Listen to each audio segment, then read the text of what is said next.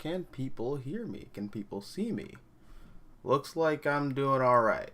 I'm just double check OBS real quick because I'm very aware of how sometimes I've started these and the first like 5 minutes is like nothing but me speaking into a void because nobody can hear the words coming out of my mouth. And I ended up looking like the crazy person that I actually kind of might be. Yeah. Alright. Looks like HR Goes Vocal is already here. Hey, what's up, HR Goes Vocal? How you doing, buddy? Alright. So, yeah. How you doing, guys? Let me just jump right into this. Big week in comics. Pretty big week in comics. I got a lot of reading done. But what about you guys who are like trickling in now? What did you guys check out? I'm interested to see like what you guys thought of this week. There's a lot of cool stuff that came out this week in comics. So yeah. HR says I'm doing fine. That's good to hear, buddy. Alright, so I guess they'll just kind of jump right into it. Now, in terms of physical comics, I didn't pick up a lot of physical copies of comics. Not that I didn't want to, it's just that at my local comic shop, some of the books just sold out, and I don't know, I really should have called ahead and said, hey, can you hold these for me, but, I just didn't think that people would want them, or there'd be like a high demand for them, but, you know, I ended up not being able to get, Wonder Woman Evolution #4, and I ended up not being able to get. Hey, what's up, Tevye? How you doing, buddy? Tevye has just entered the stream. Nice. What's up, buddy? So yeah, Wonder Woman Evolution I didn't get, and I didn't get Action Comics 1040, which I know I said I wasn't gonna follow Action Comics in like, you know, floppies, but dude, it's just a really good comic. So I just kind of broke down and like started collecting some of the individual issues. Although the trade comes out, I think in 2 weeks, so that's really cool. I could have just waited, but yeah, I'm impatient. If I really like something, I'm just gonna go ahead and get it. But yeah, guys. Tristan says, hello, Mystical Green Beanie. The books that I'm getting this week are Amazing Spider-Man issue 90, Dark Ages #5, Miles Morales #35, Ben Reilly #2, and Strange Academy #16. Also, today was my birthday. Oh, Tristan! Happy birthday! Oh, man, that's sweet. Hey, everybody in the chat, tell Tristan happy birthday. That's awesome. That's awesome. Happy birthday, dude. That's sweet. I hope you got a discount at your comic book store. I know some stores are kind of cool like that, where they're like, oh, it's your birthday? Discount. If not, well, I don't know, I can't give you a discount for anything because I'm not selling anything, but I give you my best wishes. You know, that's all I can offer, and that I hope that is good. But yeah, Tevye says, doing good. You read Dark Ages, which is really good. Nice. Yeah, Action Comics is awesome. Yeah, but what made my pull list this week? Okay, so actually, hold on a second. Before I do that, let me just do the last minute stream stuff that I'm supposed to do before I do this video or stream, which is actually share the damn thing. So there is that. I shared it on Twitter. And I think we're good from here. But yeah, no. So what I picked up, well, first of all, I got a lot of my books digitally this week. I used the Comixology app. I'm really seeing what people are talking about with the whole Comixology situation. Man, that app is broken now. Kind of inexcusable because we live in an age where like pirate sites operate pretty well. Not advocating for pirate sites, not advocating for piracy either. But I mean, for books that are like old as shit and out of print, yes, I've pirated them. I'm not gonna front. You know, if you can't keep your book in print, well then no, I'm gonna find other ways to read it. Yeah, it'd be like that. But yeah, no, I do try my best to support, you know, the legitimate means as well as possible. It's just the legitimate means gotta they gotta bring that A game, you know. It's the 21st century, and you really, there's no real room to, you know, come on. But yeah, the books that I got this week were digitally. Action Comics 1040. I picked up Iron Man number, what is it, 16? I picked up I have two of them right here. I picked up this new book. It's I think this is a one shot. It's called a Heavy Metal Drummer. This was fantastic, by the way, but I'll talk more about this in a second. And I also picked up Superman of the Golden Age, Volume 5, which almost kind of completes my collection. I'm just missing Volume 4 now, which I think has the debut of Lex Luthor. No, it doesn't. I think Volume 3 has the debut of Lex Luthor. But yeah, I picked up alright, Heavy Metal Drummer, Superman Golden Age, Action Comics 1040.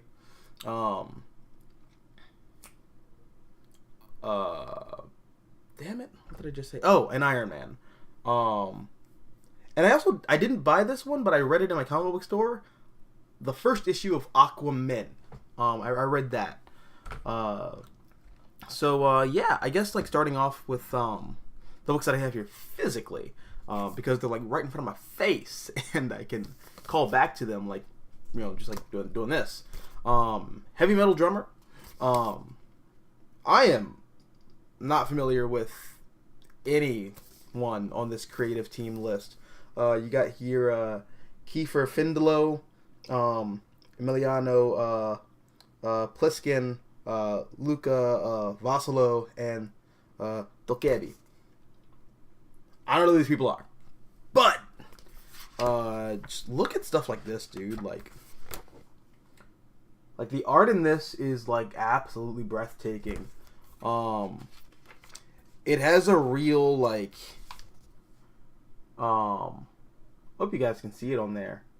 And my camera's not doing it justice at all, but it has a real like trippy, like, I'm not sure if you know, like James Stokey, who got really popular with the like issues here and there that he did for Jeff Lemire's Moon Knight series. He's the artist who did the Space Knight material, and he did Alien was it Alien Isolation? It might be. It's one of the last of the Dark Horse Alien comics, which is really good. In my opinion, probably like I would call that comic like that's the end of the Alien franchise as far as I'm concerned.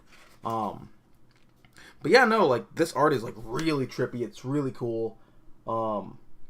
This feels like what you would see from like an Adult Swim like animated special. That's what this feels like. It's I don't know what else to say beyond it's beautiful. Like it it has this like really like, you know, Ed Piscor like 80s underground kind of comic feel. The plot of the story is very They Live. You know, I'm not sure if you guys have ever seen John Carpenter's They Live, but that's what this kind of feels like to me. And yeah, dude, no, it's kind of amazing. I absolutely love it. This is, if you're really into like horror, but like specifically cosmic horror, because you vibe with like the science fiction nature of comic book storytelling and the horror aspect of science fiction, this is definitely your book. If to make a more mainstream kind of approach or connection, if you're really into Doctor Strange, especially like a lot of the stuff from like the 80s, like 80s Doctor Strange, like some of the Roger Stern stuff where like you read it and you just feel like Roger Stern and like the artist that he was working with, whose names I can't recall at the moment. So sorry about that, but when you like read those comics and you feel like these guys were, they were listening to heavy metal, like 70s like heavy metal, like hair metal, like the trippy stuff. I think you might really appreciate this. And I did flip to the last page, which I just reread, and it says that this is the end of chapter 1. So this is going to be an ongoing book. Hopefully. Maybe. In theory, it's an ongoing. But when it comes to a lot of like indie comics, one of the things you just kind of have to accept is that even if it's sold as an ongoing, it isn't always going to necessarily be an ongoing.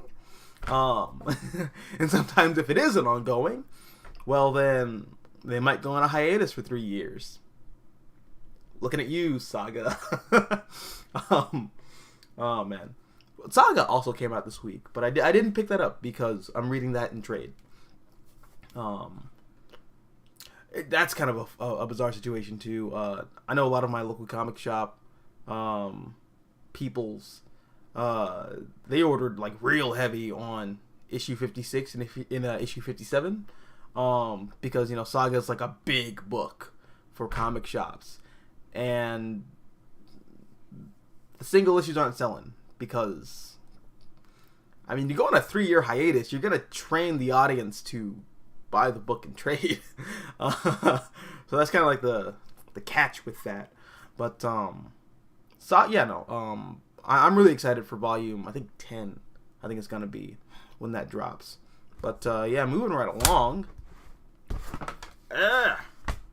My coaster fell, so I had a reaction to my coaster falling. Here we got Superman of the Golden Age Volume 5. I love Golden Age Superman.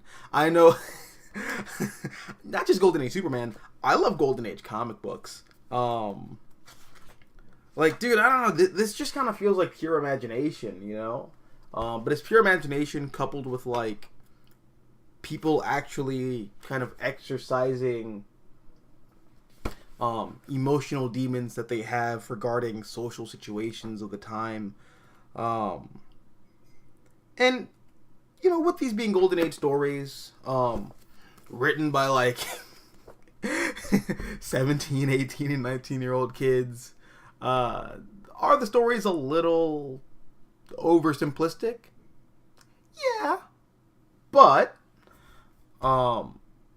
there's a lot of, I say grit, I don't mean like edgy and gritty. I mean like there's a catch to it. Like it's gritty. It catches you. Like it's not smooth. It doesn't just roll off of your person. You connect with it. You feel it. It catches you. There's no other way I can really describe it. And in a way, it's weird. I'm gonna talk about Action Comics 1070 in just a second, but yeah, man, like a lot of these stories, they're about the underdog. Superman is the consummate underdog in a lot of these Golden Age tales, which is very funny when you look at Superman in a modern day sense, where Superman kind of represents, the authority, for lack of a better term, or like the status quo, because throughout the Silver and Bronze Age, Superman's kind of fought for the status quo. But when you go back to a lot of these older stories, Superman's not fighting for the status quo. He's fighting for a better tomorrow. Which is actually why I don't have a problem with the new tagline that Superman has, you know, the truth, justice, and a better tomorrow tagline.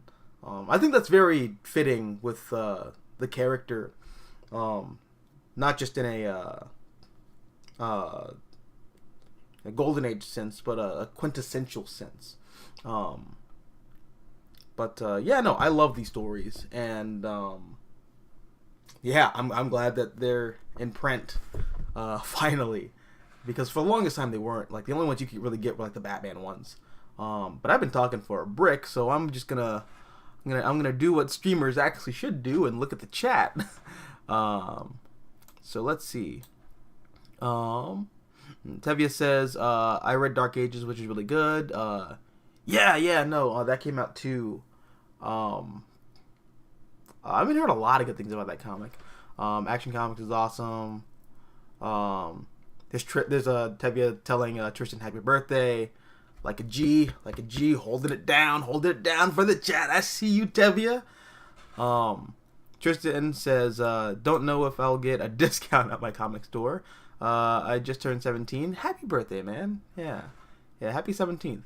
For my gifts, I got Nightwing by Tom Taylor, Volume 1. And you won't believe it, Man of Steel by Brian Michael Bendis. Sweet, dude. Nice. Happy birthday. Those are pretty good books. I hope you really enjoy them. I really enjoyed Man of Steel when it was coming out. Like, you can check the videos that I was doing at the time. I was really digging Man of Steel. Also, Ivan Reis's art in that is fantastic. But Ivan Reis is just like one of the goats when it comes to like modern era comics. Like, he might be like one of the best artists working in comics today. Tevia says, I'm still waiting for the Amazing Spider-Man to finally end its Beyond arc. Me too, buddy. Me too. I can't really say anything else but that. Hashtag me too. Why did I say that? This is what happens when I do all those like Batman Arkham video game let's plays. Just the side of me that probably shouldn't come out ends up coming out, and yeah. Although I'm told it does make for some pretty good commentary. By the way, this is me plugging my not commentaries, but my Let's Plays for Batman Arkham Knight, which I'm doing right now. And I'm actually going to drop part 4 after the stream.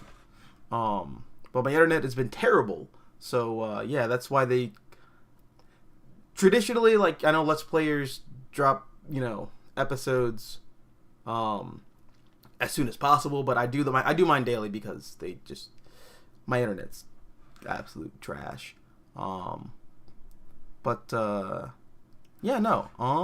Tevia says, any opinions on Teen Titans Academy finally ending, because that series has just been bad and this Red X reveal was just jack and shit? Well, I wasn't reading Teen Titans Academy because I read the first 3 issues and I was bored, which is a real shame, because I think that idea is really good. It's just I wasn't vibing with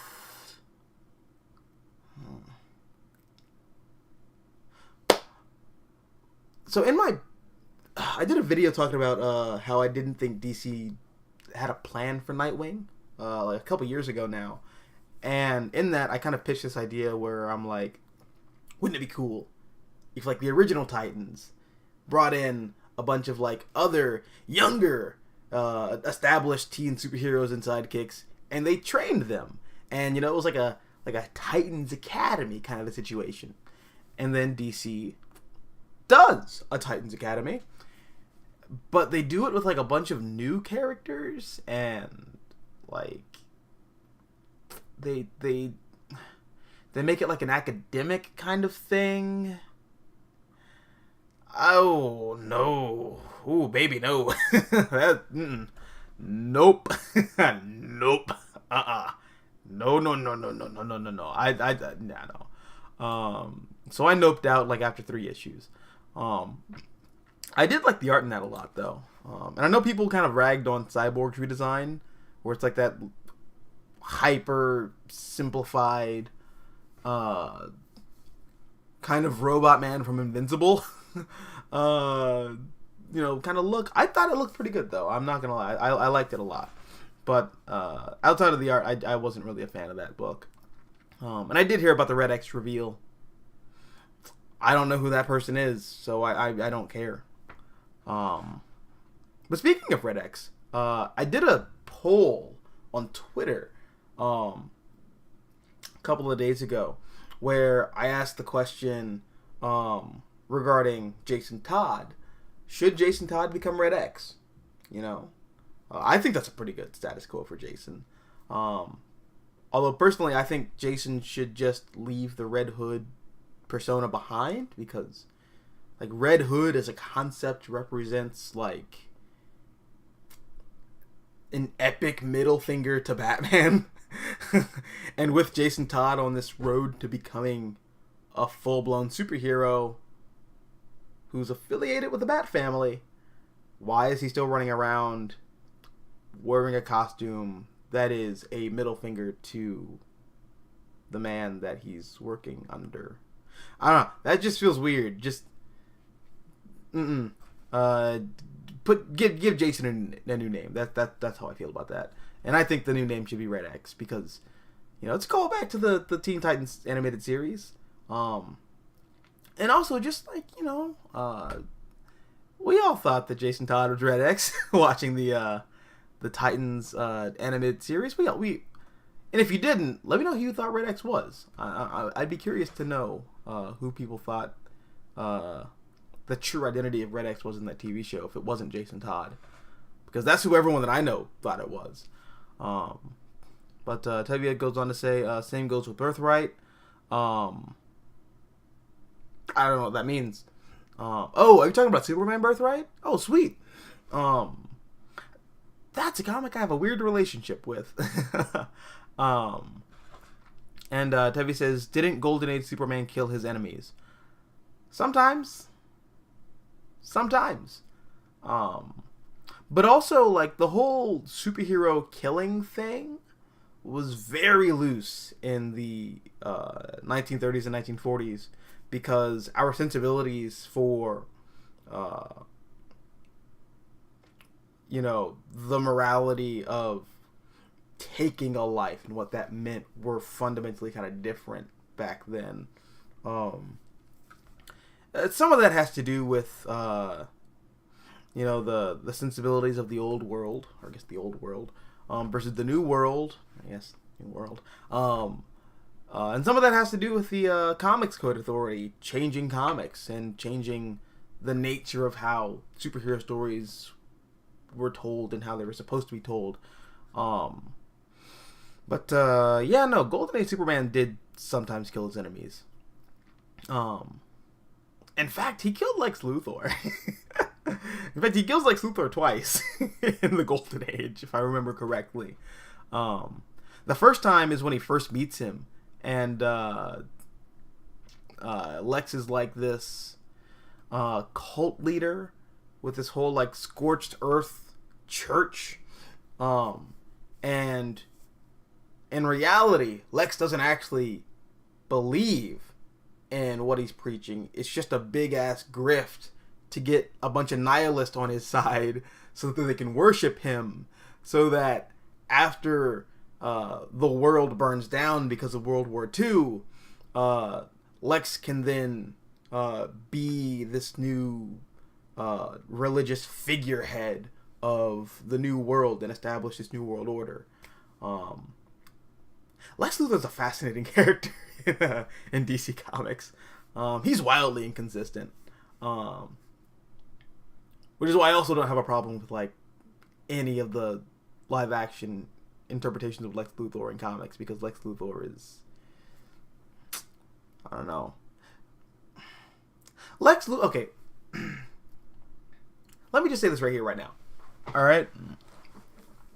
In defense of Jesse Eisenberg's Lex Luthor performance and depiction in Batman v Superman: Dawn of Justice, I see a lot of people say that they hate his Lex Luthor because he's not comic book Lex Luthor. He's not classic Lex Luthor.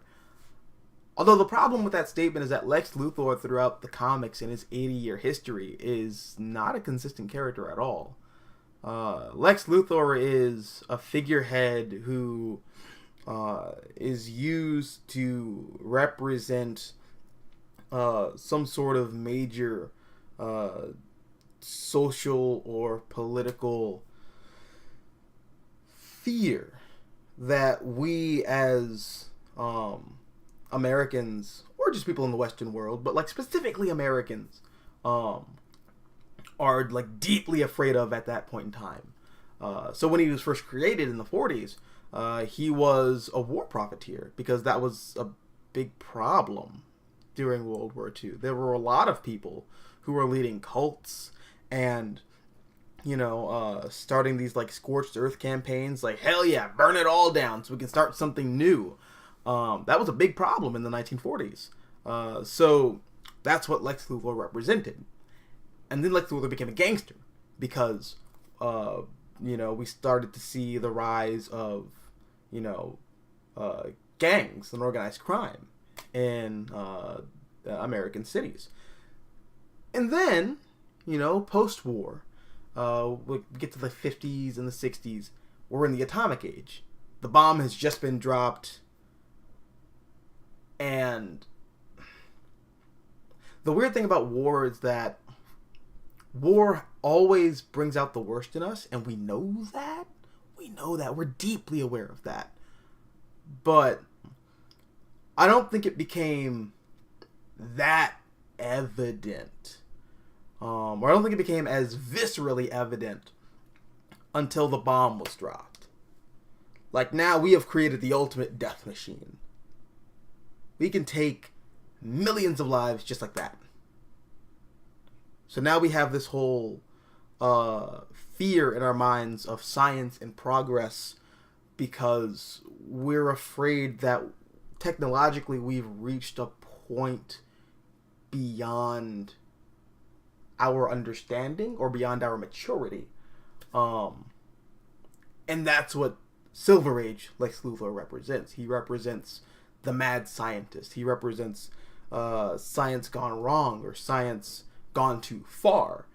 And then you get the Gene Hackman Lex Luthor from the Donner films, and he's not a land shark, but like he represents real estate gone awry, which was a big problem in the 70s, specifically in America. But I don't want to say specifically in America. I'm not sure about the rest of the world, but I know in America, there was a big problem with, or I guess we started to take notice of the problem of people buying like copious amounts of land,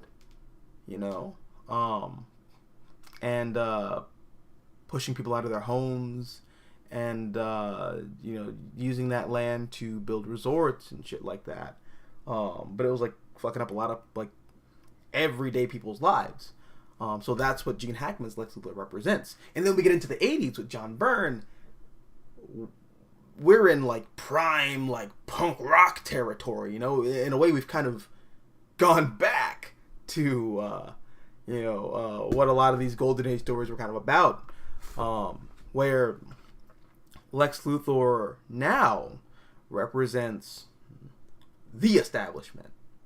Lex Luthor represents Gordon Gekko. He represents all the various like wolves of Wall Street. These white collar criminals who make themselves richer off the back of poor people who just keep getting poorer and poorer.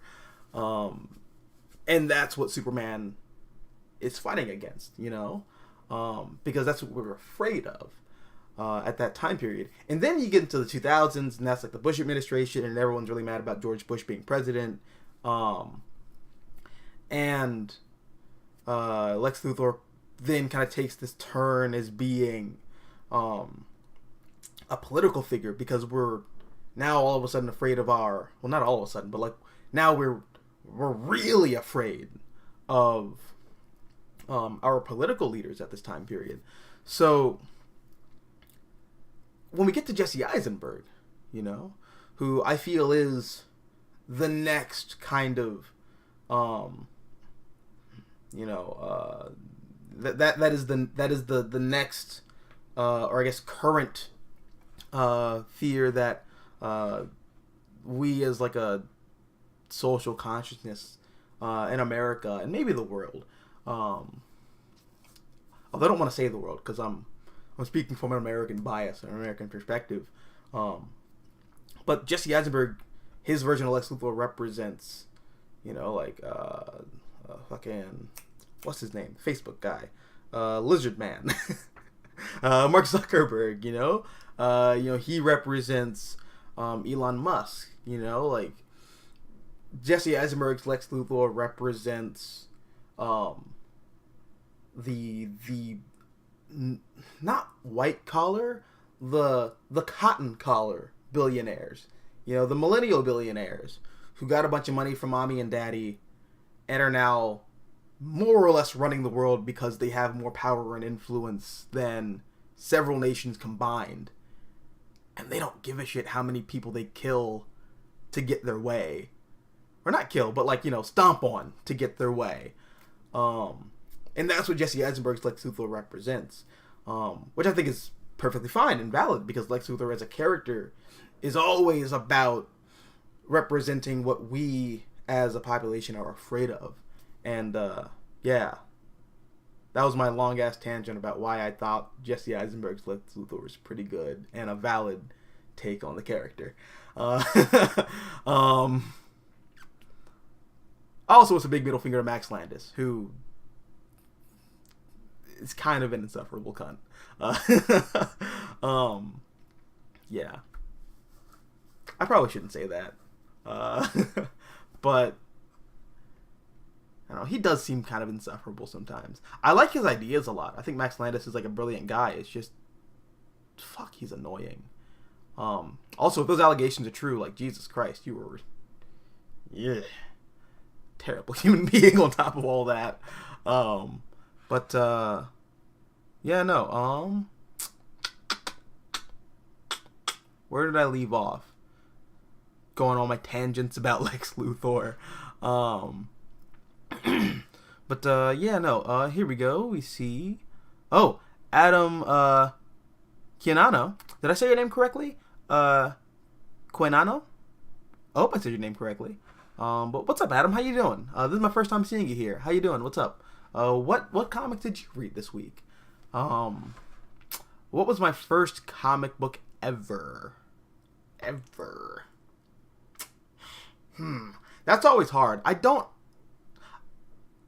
So I've gotten to the point where I don't think I know what my first comic book was.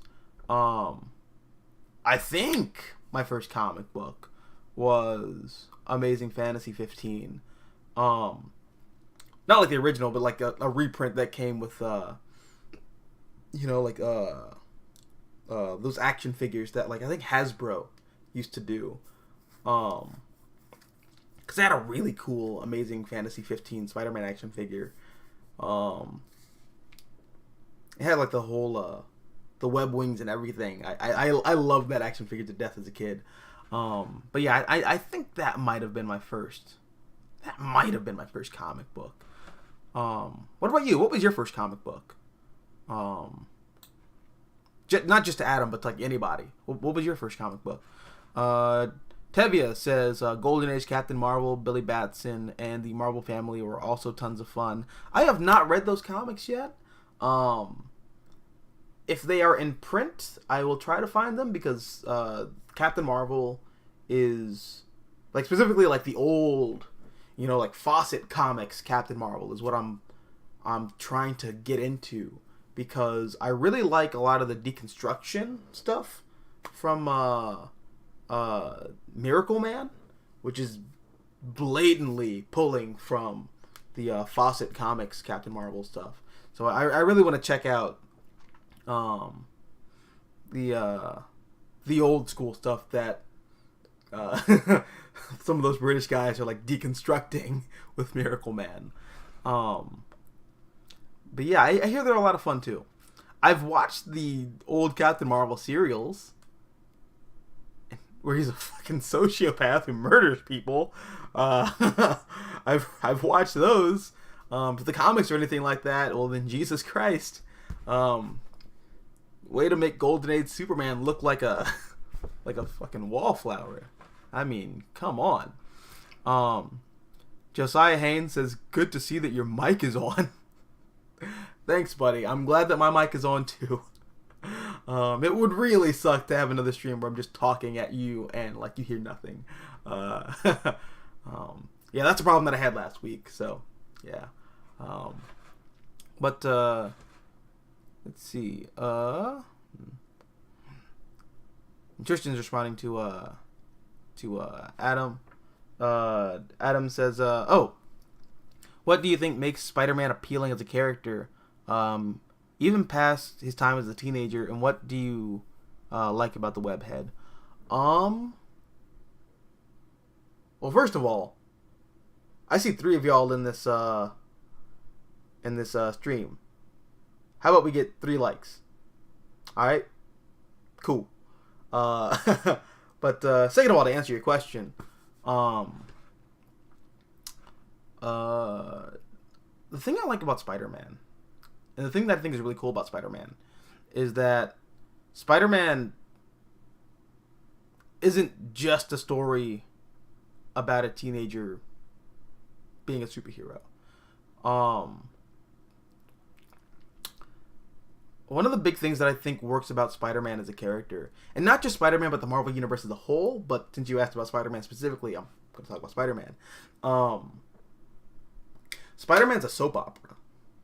You know, it's a soap opera where you are watching this guy grow and change. Spider-Man is not the story of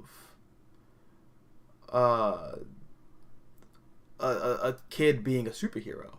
It's the story of a kid becoming a man because he is a superhero. That's what I think really works about the character of Spider-Man.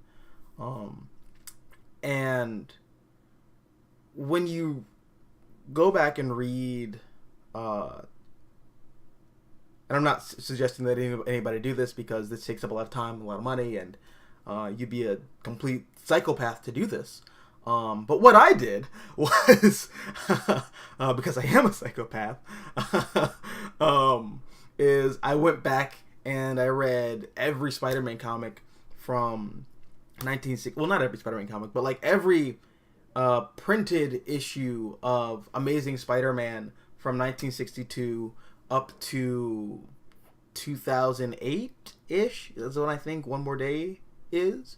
And what you see is this character grow and change over the course of like 40 years. You know, he starts out as this, you know, I don't want to say school shooter because that's like a big thing on Twitter nowadays. Everyone says that Peter Parker was a school shooter. Even I say that sometimes, but like I'm saying it sarcastically and jokingly. But no, Peter was a very isolated, very violent, very angry kid who didn't really have like an outlet for those emotions. And he gets bit by a spider and he gets these superpowers. And his first thought is to like instantly capitalize on, you know, his newfound abilities, you know, because he doesn't know any better. And besides, like, if Peter, so there's a lot of factors into why Peter Parker doesn't just become a school shooter. One of them is that Peter's poor, and like Uncle Ben and Aunt May are like actually good people, and despite Peter's dickishness, like honest dickishness, he has a good heart. So, you know, the whole school shooter thing that's doesn't really fit the character. But no, Peter's first thing is, I'm going to make money for the people that gave a shit about me. but in that, he ends up like destroying his family almost. Um, and you see throughout those Stan Lee, Steve Ditko issues that Peter is in this ongoing struggle with the concepts of power and responsibility. While he's often faced with mirrors of himself, what he could be when he grows up, if he doesn't use his powers responsibly, well, then he's probably going to end up like Electro, who's this asshole with more power than he really deserves, lashing out at the world that he thought kind of wronged him. Same thing with the Vulture. Same thing with, Sandman. Same thing with all these other characters that are mirrors for Peter Parker, for what he could be if he grows up and like turns into one of those guys. So, Peter goes on this like, he grows up, and he's, God damn it. If I had a script in front of me, this would be like way more focused. But I really like the character of Spider-Man because it's a soap opera where you're watching this young man grow into the man that he is supposed to be. That's why I think the character really works. And that's why I have a real problem with a lot of the current Spider-Man stuff. Not to say there isn't stuff that I don't like. But I don't know. I just feel like Spider-Man After One More Day, even into Chip Zdarsky, even into I almost said Nick Land, but Nick Land's a philosopher. But Nick Spencer, even with some of the stuff with like Jim Zub currently, it just, I don't know. Post One More Day, Peter Parker feels like a completely different character than the Peter Parker that we saw between Stan Lee, Steve Ditko, and J. Michael Straczynski, and not Gene Colan. I can't remember his name. It's the guy after Romita Jr. Ron Garney. I don't know. I feel like between those two runs, that's when you get Peter Parker as like he actually is, and then 2008 onwards, well, he's just a different character. That's what I really like about the Webhead. And that's why I think he's a character that kind of works even outside of the high school, like, youthful setting. Because it's not just about high school, it's about, like, life and growing up. Tevye says, I still maintain Bendis Superman was so bad and ruined everything with my favorite Superman family. I can definitely see that opinion, but I don't know.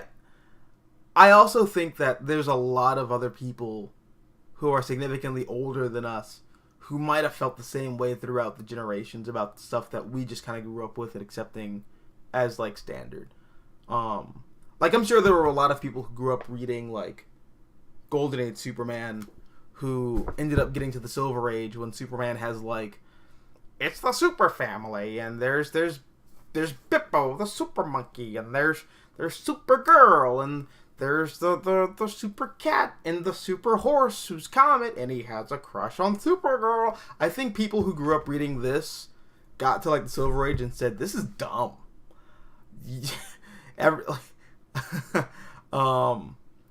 Kurt Swan, you fucking ruined Superman. And I hate the character now, And I feel like the people who grew up like reading Superman comics in the like Silver and Bronze Age, they get to like John Byrne in the 80s and Superman's like,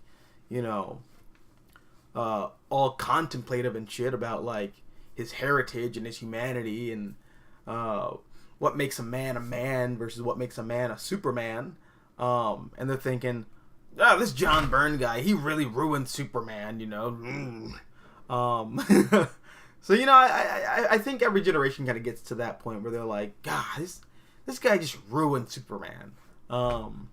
So, yeah, I don't know.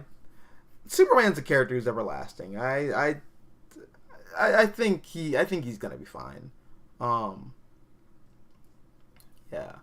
And I haven't spoken about it yet, but the current Philip Kennedy Johnson run on Action Comics, I think, is proving just that. In fact, you know what? Honestly, I'm just going to talk about that right now. Again, I don't have it with me because I read it digitally on the broke-ass Comixology app. Yeah, no, dude. Philip Kennedy Johnson and not Assad Ribic.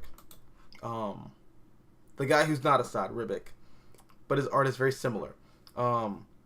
Ricardo Fernandez. Oh, Ricardo Federici. Absolutely brilliant.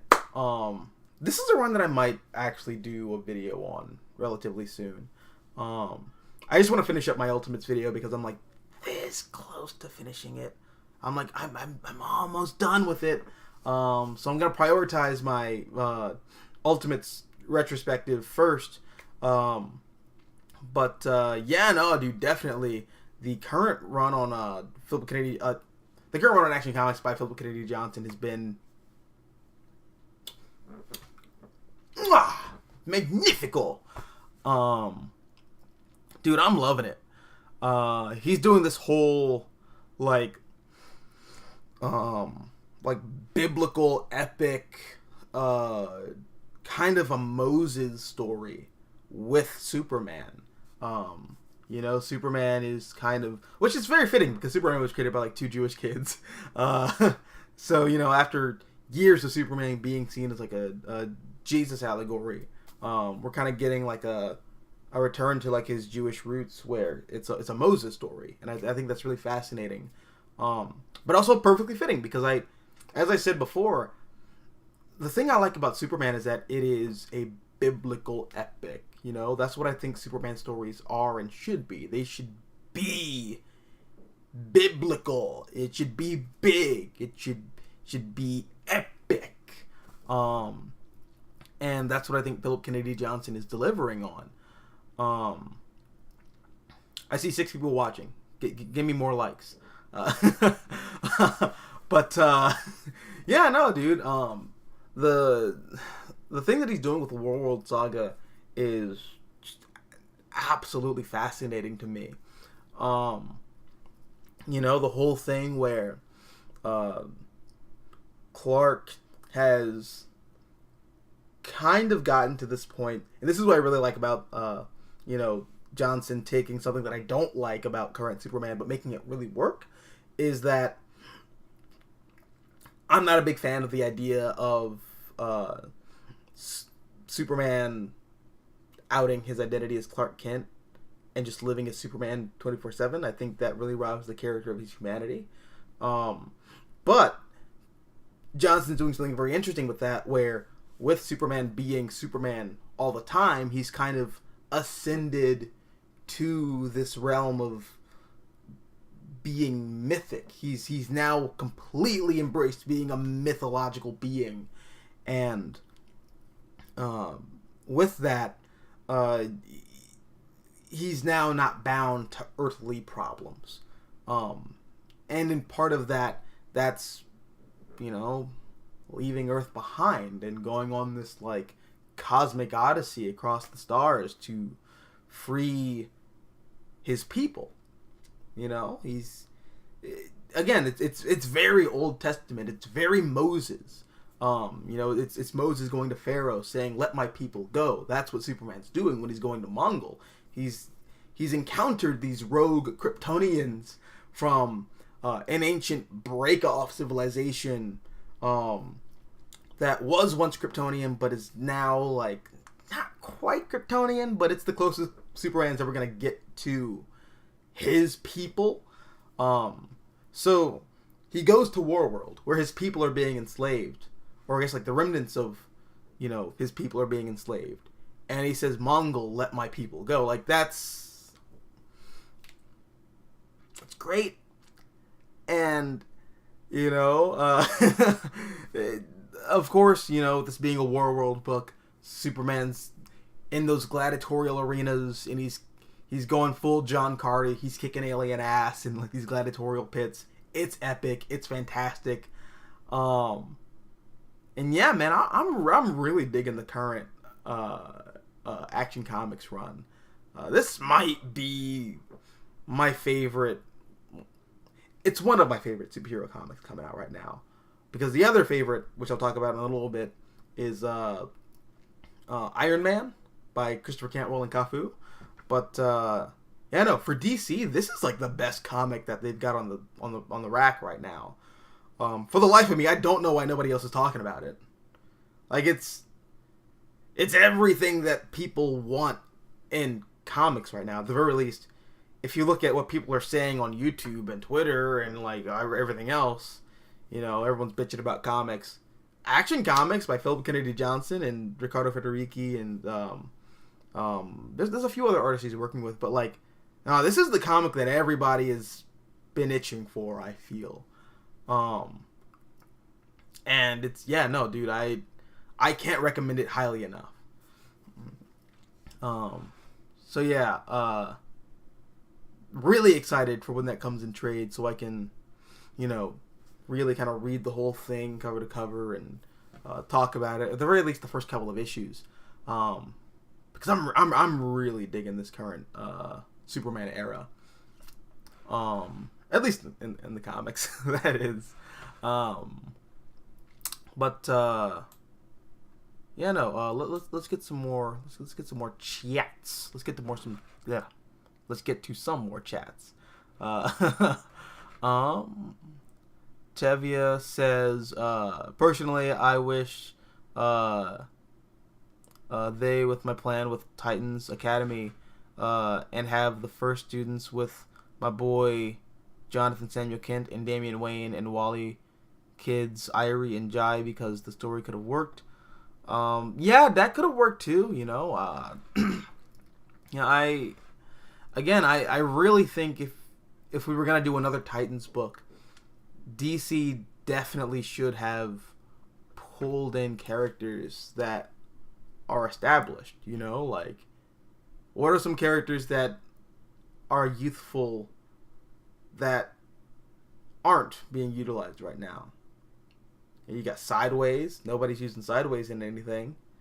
You got Nobody, who's the ninja girl from Peter Tomasi and Patrick Gleason's New 52 Batman series.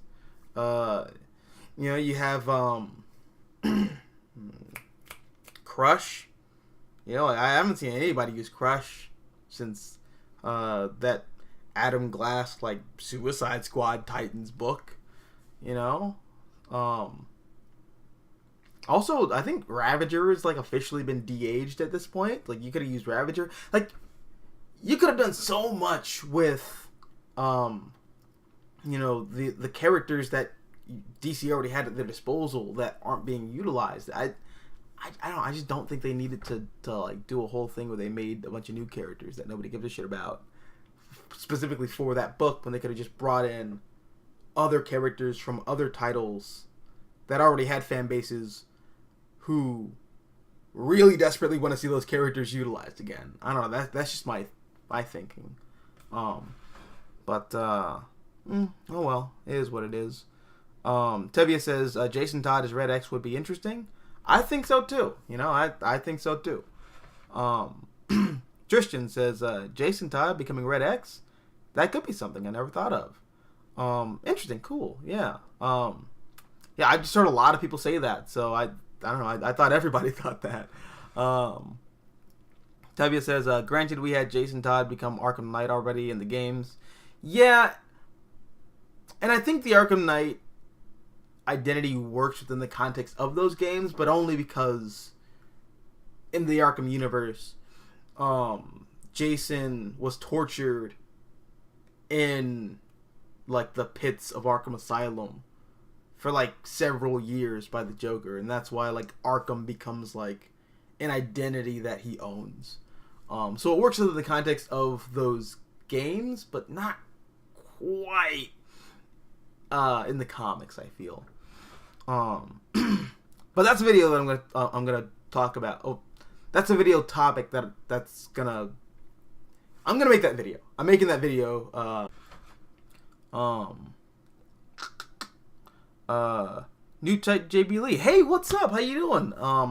Looks like you've been here for a while, but welcome to the stream, bud. Um, but yeah, new type JB Lee says, there is a way to make Tim interesting again. Have him face a mystical villain who who is willing to resurrect his dad. It would be a test of temptation for Tim. That could be really interesting. Although I don't know if Tim's father is dead in this current continuity. Mainly because we're still in this like weird New 52-ish continuity, but not really. Because in the New 52, Tim's dad never died. In fact, Tim's parents never died. They're just in witness protection. So I'm not sure if that still counts or not.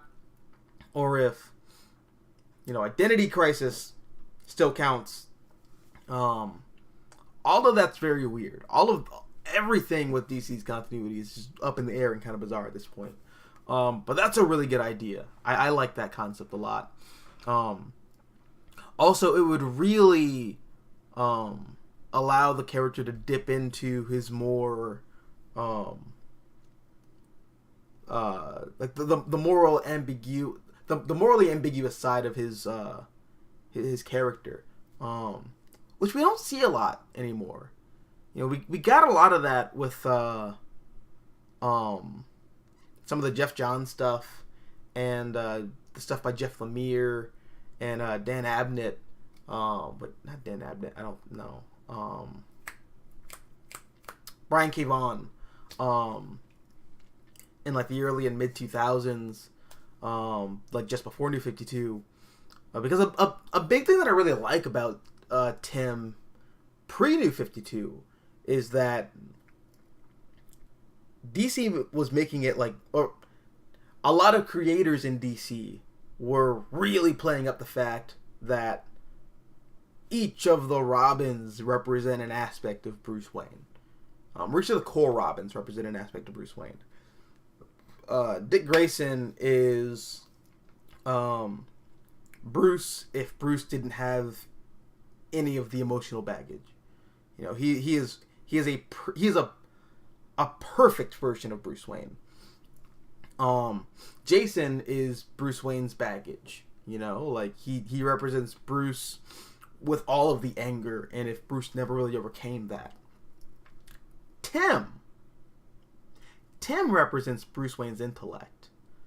And what I thought was really fascinating about a lot of that post Jeff Johns Teen Titans era material is that they were really playing up the fact that Tim is smart, but it's that Tony Stark kind of intelligence where it's the thing where, no, I'm smart, and because I'm smart, I know what's best for you, and I know what's best for the world, and sit the fuck down, shut the fuck up. I'm Tim Drake, I'm smart, I'm brilliant, you're not. That's why I'm going to do this, and I don't care what you think because I'm smarter than you. I really like that idea. And I like the concept of Tim Drake kind of wrestling with the fact that he might be, in the same way that Jason is a dark mirror for some of Bruce's more negative qualities. Tim is also kind of a dark mirror for Bruce with in terms of some of Bruce's more negative qualities. I really liked that idea, and I think doing something with that where you have Tim face like a mystical threat, because Tim's all about he's very much like Mr. Terrific or Mr. Fantastic as well, in that regard. It's all about the tangible. It's all about what's in front of me, what I can prove, like theories, and stuff like that. Like Tim's very analytical.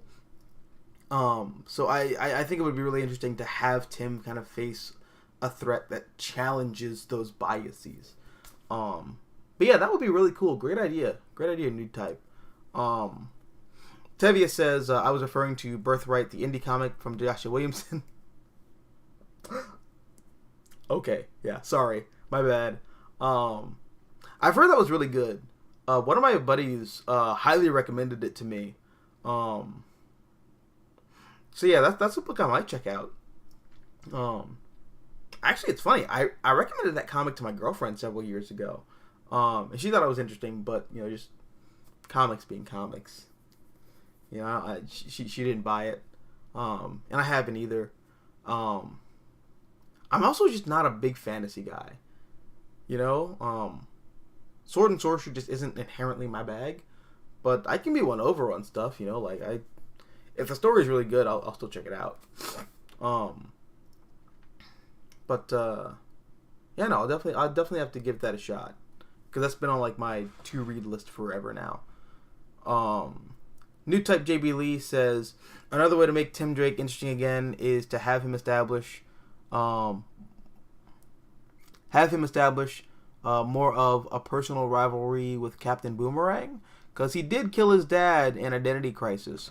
Boomerang could be Tim's Deathstroke. Yeah, that could be interesting. That really could be interesting. Again, I don't know if Identity Crisis still counts. That's the thing. But that could be a really good idea. And you could have him get into it with Wally, because Boomerang the Flash villain, but Wally has a weird relationship with Rogue. Yeah, that'd be really cool. You should be an editor for DC Comics. That's what you should be, because that's a great idea.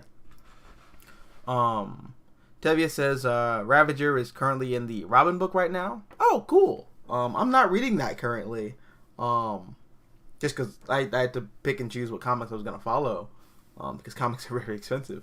But yeah, no, that's really cool. I hope she's being utilized properly. Tristan says, is anyone thinking that DC will make a new Tim Drake series this year? You know what? They really could. With Tim being announced as being bisexual, maybe they might do something with that. I just hope to God that Tom Taylor doesn't write it. That's fucked up and salty. I shouldn't say that, but I mean that's how I feel. But yeah, Tevia says I still maintain that DC should have just de-aged my boy John Kent. Yeah, I mean, I see where you're coming from, bud, but at this point, that you got a better chance of seeing you honestly have a better chance of seeing Connor Kent return to any sort of prominence in DC Comics than seeing John Kent go back to being, yeah. But New Type JB Lee says, do you blame the success of the Ultimates for events like Disassembled and Civil War? Because I feel like those events were attempts by Marvel to make the 616 more like the Ultimate Universe. Well,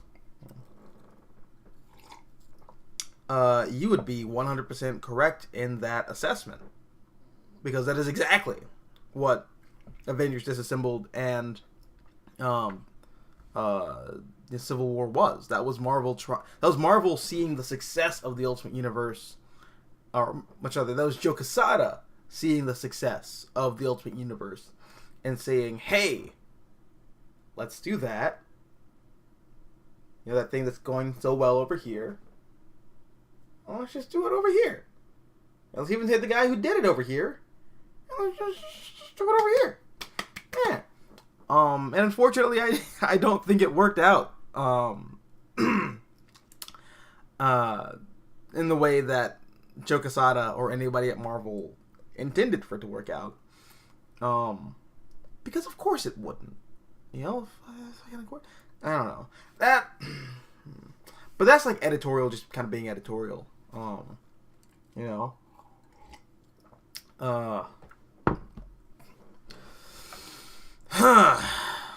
and again, as much as I love the Ultimate Universe, in a way, I see the Ultimate Universe the same way that I view comics like Dark Knight Returns and The Killing Joke.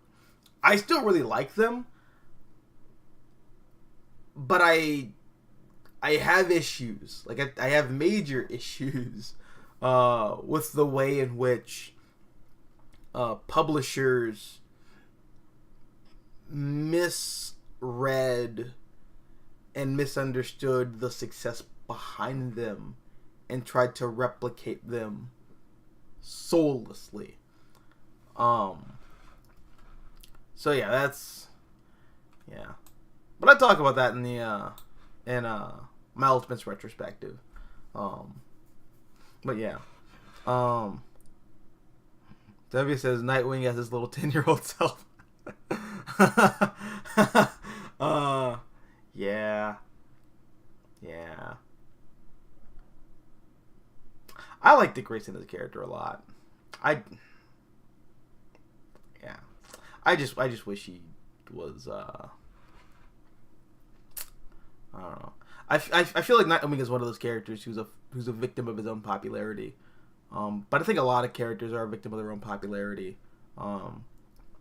In this upcoming video that I'm going to be doing on Red Hood, that's something that I kind of touch on. But I don't know, I think a lot of characters suffer from that situation where they get really popular, and then the publisher's put in this weird situation where, from a narrative perspective, one thing should be done with them, but in a marketing perspective, something entirely different should be done with them. Another character that has this problem that I don't really talk about very often is Deathstroke. Deathstroke has this in spades. Okay. We're well over an hour, and I still haven't talked about the last comic that I read this week. But, okay, here's the thing with Deathstroke. Deathstroke serves a very specific purpose in George Perez and Marv Wolfman's New Teen Titans. Okay? Dick Grayson, I think it was like 1984, he is experiencing this existential crisis where he's an adult, but like he doesn't feel like he's a man yet, and he has all these problems where he still kind of sees himself as like the boy wonder, and he's afraid of forever living in the shadow of Batman as being Batman's little helper, Batman's little monkey wrench, you know, the boy wonder, Robin, even though he's like a fucking 21-year-old man. And Deathstroke, within the context of, you know, the original, well, not the original, but like within the context of George Perez and Marv Wolfman's New Teen Titans series, is a dark mirror for Batman. You know, he's a rich guy with a butler who dresses up in a funny costume, but he kills people for money. So he's Batman, but evil. Wow, I'm just realizing that there's a lot of other Batman but evil characters out there. But yeah, no, Deathstroke's like one of the original Batman but evil characters. And this is a character that is a major emotional and psychological hurdle for Dick Grayson, because he represents everything that he's afraid of, and then some. Because Deathstroke is the dark mirror for his father. You know, Deathstroke is a dark mirror for Batman. And when Dick Grayson abandons the Robin mantle and goes off and becomes Nightwing. In a sense, that is Dick Grayson getting over those hang-ups of living in Batman's shadow and accepting his claim to manhood. You know, that is him becoming his own man, and that's why he's able to defeat Deathstroke and help his friends take down Brother Blood. And that's the purpose that Deathstroke serves. Beyond that, Deathstroke serves no real purpose. You know, which is why I think the character feels...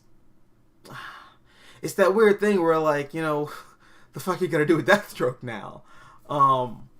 And why I just have such a weird problem. I have such a problem with Deathstroke being used as the Batman villain. Because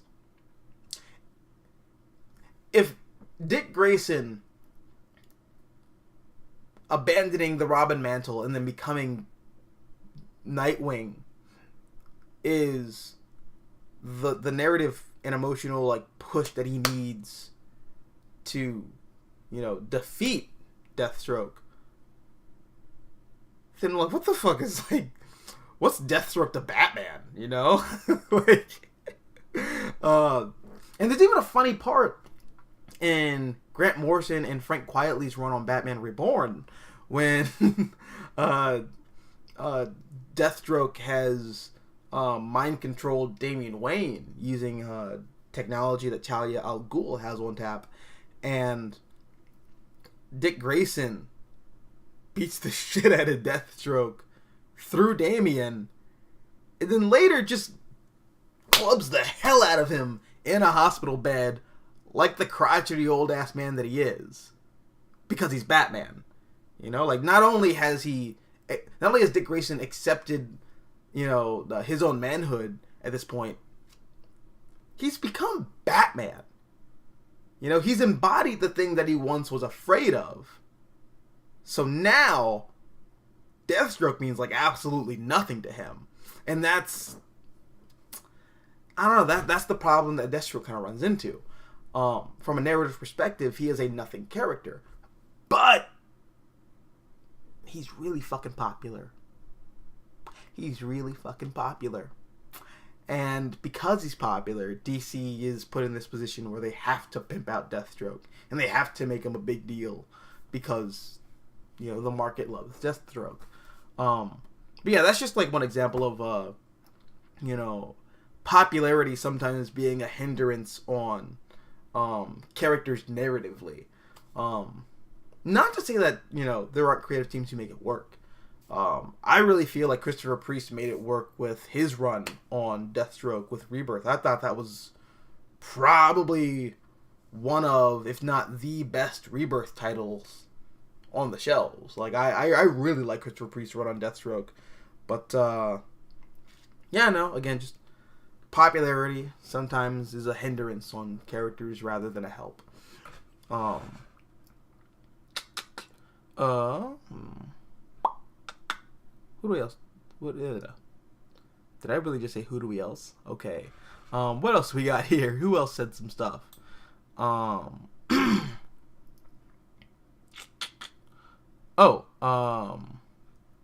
says, which failed because the Ultimate Universe was blown the hell up. Yeah. Although it's back now, so, you know, hopefully somebody does something interesting with it. I doubt it, but, you know, at least the option's on the table now. So, yeah. Tevye also says, I miss Tim Drake being the Robin I knew and loved. Heck, Tim Drake Robin technically became the savior who was trying to kill John Kent Superboy as his little 10-year-old self in his future. That's true. That was a really good story. I think Tomasi did that one.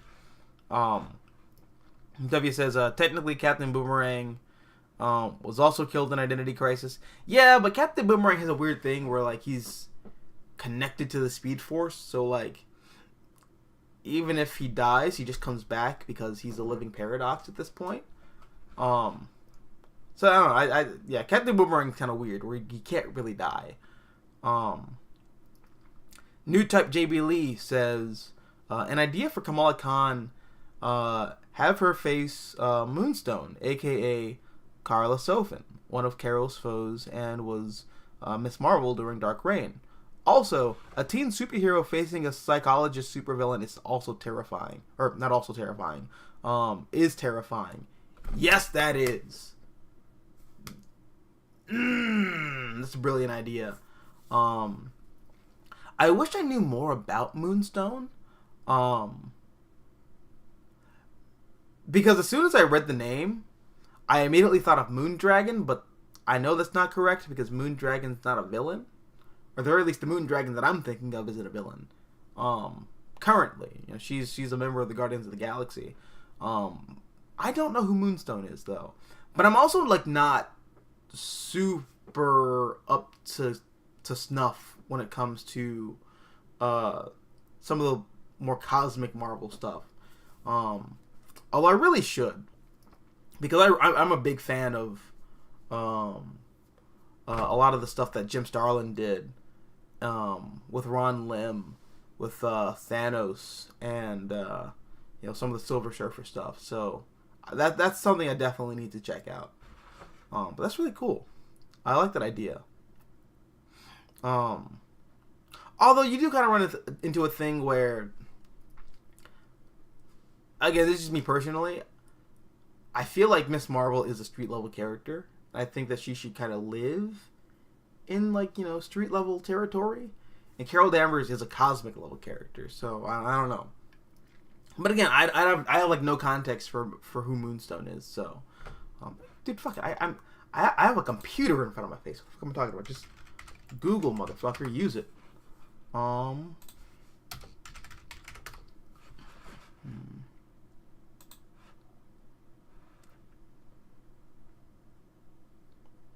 Oh, okay. This is a character that I have seen before.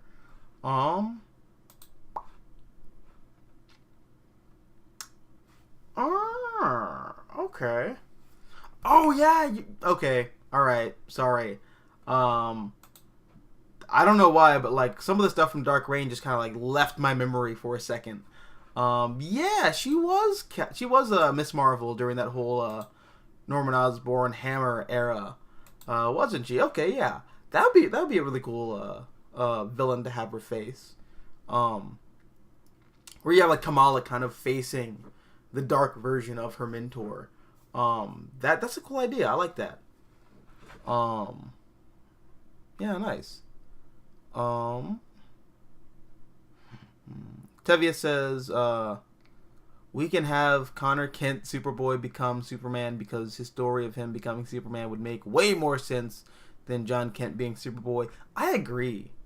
I really agree. Although Connor runs, again, New 52 kind of fucked up everything when it comes to DC and legacy and continuity. And yeah, I don't know. It's bizarre, but I agree with you.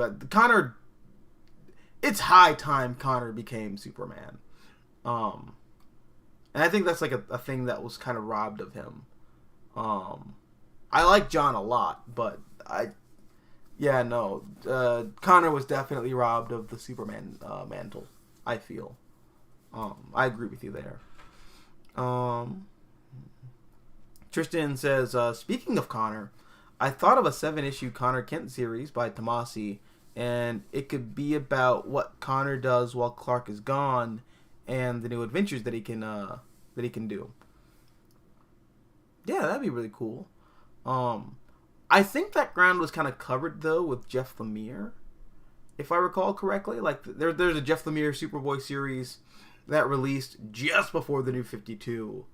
I think that series handles some of that, but I haven't read that shit in 10 years, over 10 years. I was I was in middle school when that stuff came out. So yeah, dude, it's been a brick, but I think that's what that series was about. Because that also was around that whole New Krypton era. So yeah, let's see. Tevia says, why does Joe Quesada hate Spider-Man Peter Parker being an adult, married to his wife, Mary Jane, and becoming a father? Um, so it's the same reason why Dan DiDio, had a big problem with legacy characters with DC. Like I was saying earlier, with every generation looks at Superman and says the new thing is breaking. Sorry. But like every generation looks at Superman as he is currently, or I guess currently, and says, "Well, you broke it. I hate this new status quo. I hate what you're doing with the character now. It's bad." And eventually, that generation gets to a point where they are in charge of these characters, and then they change it back to the way that they wanted it to be. And people like Joe Quesada, people like Dan DiDio, they are of a generation where Peter Parker was the young, sexy, college student / Empire State University teacher's assistant who was like, just on campus, like slanging that D all over the place. Hey, Deb Whitman, get over here. Mary Jane just left me. Get over here, like it was that era. It's that era that like a lot of these guys kind of grew up with, and they look at, DeMatteis, and Tom DelFalco, and like Todd McFarlane, and like all that stuff from like the 80s and the 90s, and then you get Straczynski, where you have this like 15-ish year period where Peter Parker is kind of growing out of that young man kind of lifestyle into being not an old man, but like a married man, and his responsibilities kind of shift, and the dynamics of his relationships with his supporting cast shift because his supporting cast also shifts. So like the Spider-Man that we grew up with is not the Spider-Man that they grew up with, and they don't like that because they want Spider-Man to go back to being how he was when they were our age or younger. That's how we end up with stuff like One More Day. That's how we end up with stuff like the New 52. It's all people who grow up in a certain generation getting to a point when they can actually make the rules, and that's how that happens.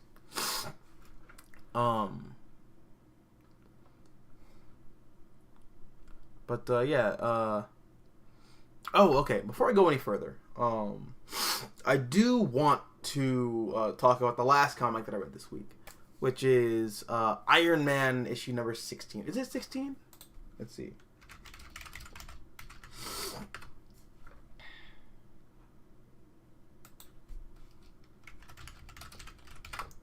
I'm pretty sure it's issue 16. Oh, 17. Issue 17. Right? Yes. So I absolutely love this issue. I love this whole run. This is this is definitely the best Marvel comic coming out right now. If Philip Kennedy Johnson's run on Action Comics is quintessential DC comic book storytelling, Christopher Cantwell and Cafu's run on Iron Man is quintessential Marvel Comics comic book storytelling. Dude, I absolutely love the current Iron Man run. Tony Stark, he ends up getting the power cosmic, because he has to stop android whose name I can't remember off the top of my head.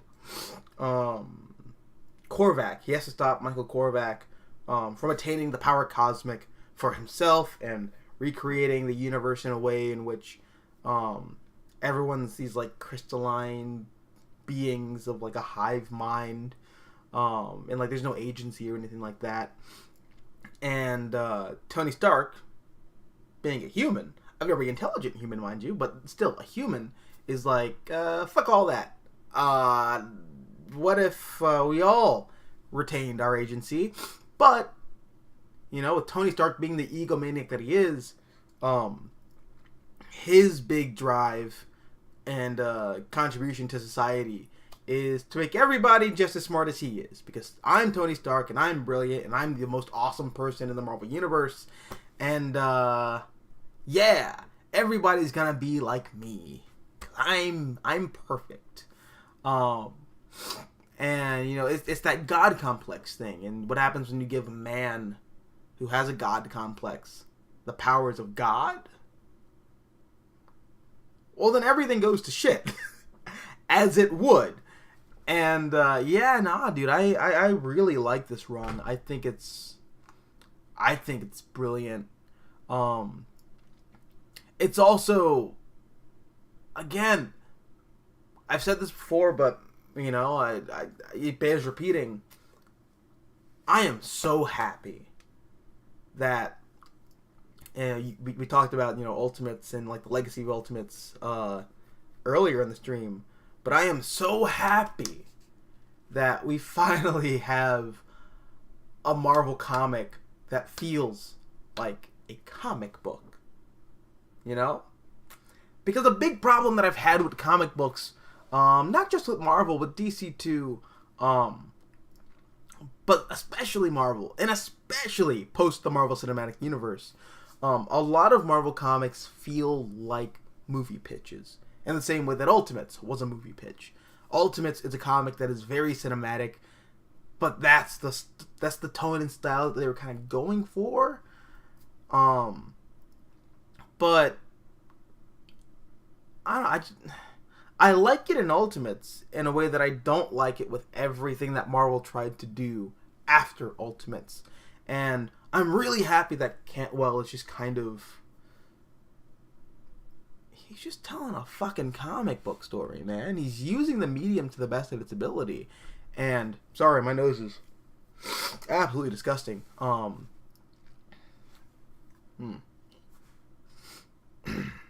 It's not springtime already, is it?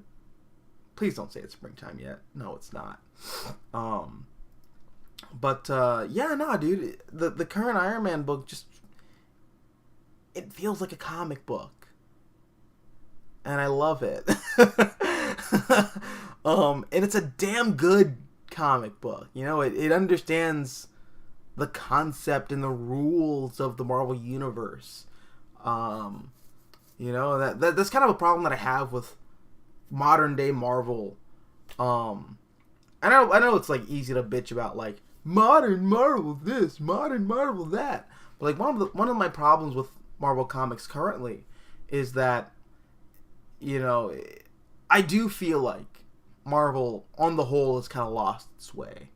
I feel like Marvel is in this point when they're just kind of trading off the popularity of the IP, and the Marvel Universe just kind of feels like I don't know. It feels like DC. Not to say that DC feels like a hollowed out IP, but like, you know, this whole thing of like, well, everything's an interpretation, and there's multiple interpretations of the characters. And what if we did the multiverse? And, you know, it's not the real world, it's the Marvel Universe, and, you know, all that kind of stuff. You know, like, one of the things I really like about Marvel Comics is that, the thing about DC is that all of those characters in those comics, those are epics. You know, it's big. You know, it's expansive. It's in your face. But the thing I like about Marvel is that Marvel is the opposite. You know, Marvel, for all intents and purposes, is the real world with superheroes in it. And with it being the real world with superheroes in it, there are a lot of people who resent superheroes for various different reasons. Some of them valid, some of them invalid. But just like in the real world, how, you know, we have various different opinions on certain celebrities or political leaders or, you know, people of influence, people in the Marvel Universe have various different opinions about superheroes, because superheroes in the Marvel Universe, you know, they're kind of bound to like institutions in a way that like DC superheroes aren't really bound to institutions, because the DC universe at the end of the day is a fantasy land, whereas the Marvel Universe is the real world. So I really like the nuances that you know, Cantwell is kind of playing to with the public's reaction to Tony Stark, and you know, the way in which Tony sees himself in his relationship to the world around him and his friends, as well as like total strangers. Christopher Cantwell and Cafu are crafting my favorite Marvel comic book right now, and that's all I can say. You know, I absolutely love it. It's quintessential Marvel. It's great. And I wish more people were talking about it, in the same way that I wish more people were talking about Philip Kennedy Johnson's Action Comics. But yeah, now those are all the comics that I read this week. Now let's get into the remainder of these chats, because we've gone for about an hour and 32 minutes. So yeah, guys, let's kind of start to wrap this up a little bit.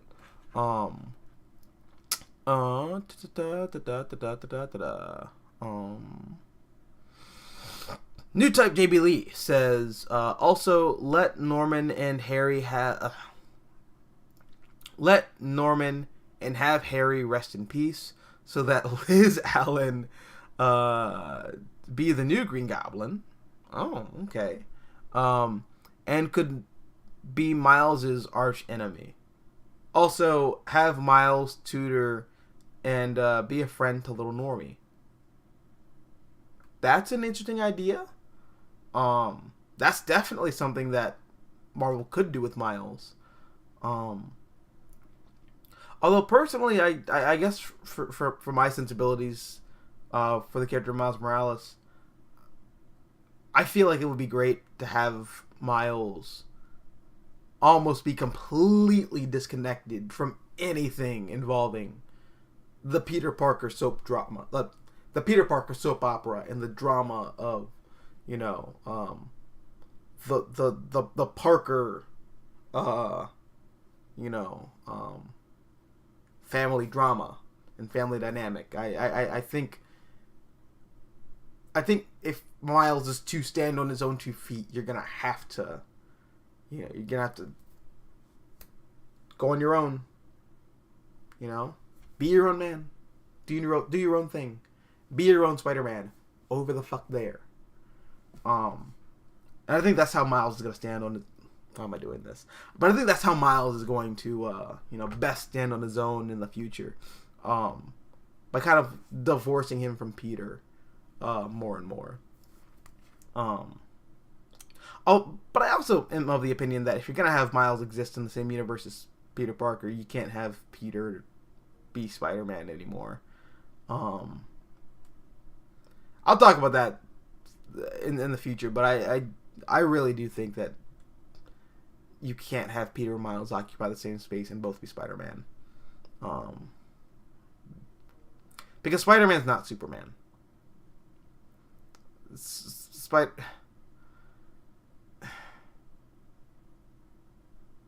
Do I want to get into this topic right now? Yes, I do. Okay, so Spider-Man's not Superman, right? Okay. Spider-Man. Whereas Superman is the hero who swoops in and saves the day, and everyone loves him and hails and cheers his name. Superman, Superman, woo, yeah, baby! Superman just saved me from getting my penis stuck in my ceiling fan. Woohoo, yeah! Spider-Man is not that character. You know? Spider-Man is the guy who nobody really knows what to think of. Okay? You know, Spider-Man is the guy who you hear a lot of conflicting reports about, be it the news or social media or from, you know, secondhand experiences or even thirdhand experiences and whatever. So, like, nobody really knows what to make of Spider-Man. And say you're living in the Marvel Universe, you know, and one day you're walking down the street and some dudes just, you know, they yank you into an alley and oh shit, it's the Yancey Street gang. Oh no. And you know, some dudes they're pulling out brass knuckles. Some dudes there's a guy who's got a knife, you know, one dude he's got a gun. One dude's pulling his pants down and licking his lips like you don't know what's gonna happen. And then you hear a thwip. And then you hear another thwip. And then this guy, right? This guy just drops out of the sky. He's wearing a full body condom, and you know, he got these like big bug eyes, and he's like, yeah, let's chili fries, yo mama, and he's like shooting at webs at people, and he's doing backflips and cartwheels, and he's, you know, kicking people like 5 feet across the alley and whatnot, and he's saying all this like total nonsense. Like, you're too slow, and your mama tastes like fries and cheese. Ugh. In that moment, okay, you are not going to be thinking, holy shit, Spider-Man's super cool, guys. Like, Spider-Man's legit. He's like a real superhero. You are going to be thinking to yourself, first of all, I need a new pair of pants because I just shat all in mine. And second, holy shit, Spider-Man's a schizophrenic mutant and I'm gonna fucking die in this alleyway. And maybe J. Jonah Jameson was right. You know, that's what's gonna be going through your mind.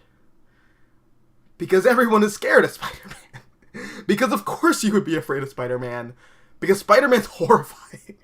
You know, like, nobody knows anything about Spider-Man, you know? People have, like, loose tidbits of information here and there, but, you know, what are you gonna piece together, okay? This is a guy who swings around and saves people, but sometimes he doesn't. Sometimes he, like, murders people horrifically. But, oh no, I heard from another source that the Spider-Man that murders people horrifically isn't actually Spider-Man, but it's a guy who's a monster who wears a costume similar to Spider-Man, and you can tell the difference because, like, one has jaws and Spider-Man doesn't, but since Spider-Man's like swinging so fast throughout the city, you can barely ever see him, and you don't know. And there's also, like, you know, conflicting reports about, well, did Spider-Man kill somebody that one time? I know the police captain, he died, and that weird schizo post guy who's like in charge of the Daily Bugle, you know, he's always freaking out about Spider-Man. And Spider-Man is connected to the death of the old police captain. And he's also connected to the death of, you know, the police captain's daughter. In fact, not just connected, he straight up says he killed Gwen Stacy. That's on a police dash cam. Like, Spider-Man, you know, was walking with this blonde, hot chick, like her corpse, and just put it on top of the police car cruiser and said, Spider-Man killed this girl. And he just swung away. Like, that's sus. That's very sus. So again, in the Marvel Universe, people wouldn't see Spider-Man as this, like, super heroic figure. They'd be fucking terrified of Spider-Man. And they wouldn't know what to make of Spider-Man. But yeah, no, that's just kind of my whole thing where, like, I don't know. I think the whole thing with Miles Morales doesn't... it doesn't work because Spider-Man's not Superman, you know. And if you're gonna have Miles be Spider-Man, he has to be the new Spider-Man, who's like kind of disconnected from Peter, the previous Spider-Man, and he has to have his own sort of relationship with New York and whatnot. And I think that's what the character is sorely missing in comics, at least. And that's why I think you make Miles Morales work. Yeah. Oh, back to other chats though. JB Lee goes on to say, also, final thing on Moonstone. She would be a good dark foil to Kamala Khan because Kamala loves her mom and Moonstone murdered her own mom. Kamala can inspire goodness. Moonstone drove her parents into suicide. Holy shit, that is dark. I'm gonna need a sauce on that because I might want to check that out. That sounds really cool, actually. Tristan says, man, this whole Iron God thing is really interesting. Like, with Tony going mad with power, but not mad that you're thinking about with his new powers. Like, he can mess you up with a snap of a finger. Yeah, that was a really good scene too. I don't want to spoil it for anybody who hasn't read the issue yet, but that was really cool. I like that a lot. I think that really highlights, again, Tony Stark's personality and his ego. Really great stuff.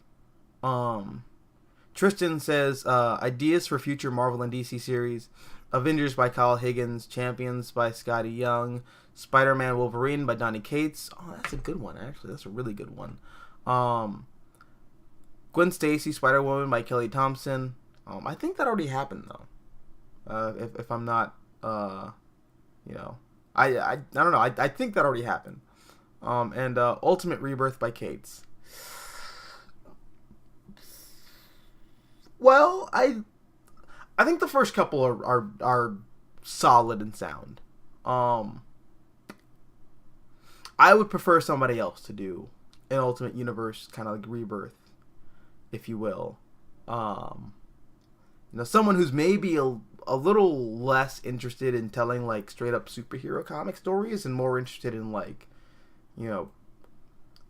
political analysis and deconstruction, because that's what the Ultimate Universe was all about when it was created.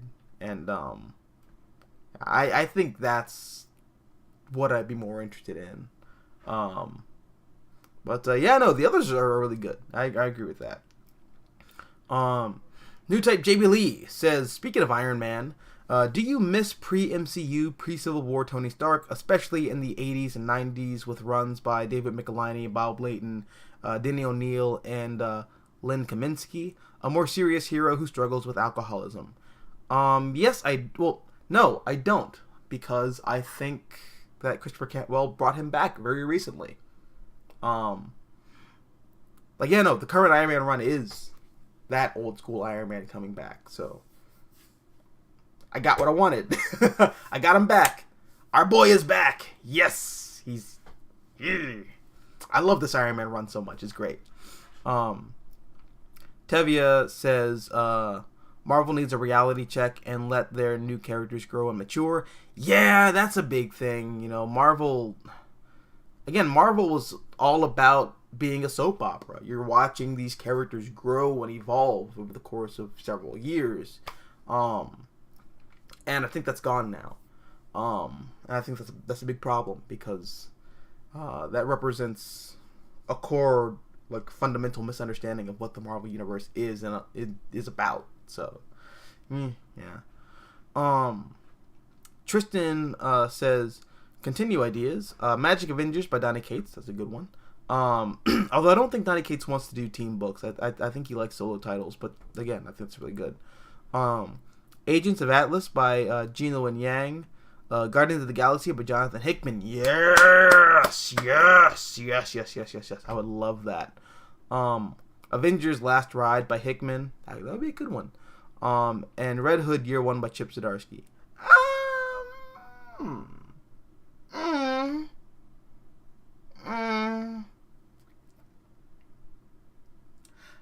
I'm not sure if you ever read Red Hood: The Lost Days, but that is essentially Red Hood Year One, and I think that is amazing, and it's a very criminally underrated comic.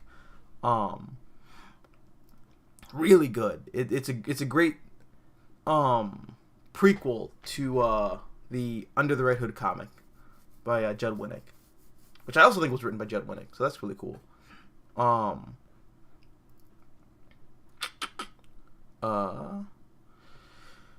Tristan, continue from other ideas. Tim Drake Year One by Brian Michael Bendis. I'm sorry, but no, I couldn't do that. DC Robots by Jeff Johns and Elseworlds. That sounds like it could be fun. Gotham Knights by Peter J. Tomasi. Yeah, that would fuck like hard, like wet sloppy fuck. I would love that. And Spider-Man Daredevil by Chip Zdarsky. Yes. I love everything about that idea. Put Chip Zdarsky on a Spider-Man and Daredevil comic. Yes, I would buy the hell out of that. That'd be amazing. Tevia says Miles needs to go home to his own universe. I agree. Although the problem is that like in the Ultimate Universe, like Peter Parker's alive now, so like you'd be running into the same problem where it's like, damn, what purpose does this character serve? So that's, yeah, there's that. Tevia says, I agree, Peter Parker should retire as Spider-Man and let him be an adult to his wife, Mary Jane, and a father to his daughter, Mayday Parker, and have her be the Spider-Girl and Miles be the next Spider-Man. That could be cool. Yeah, that could be a cool idea. I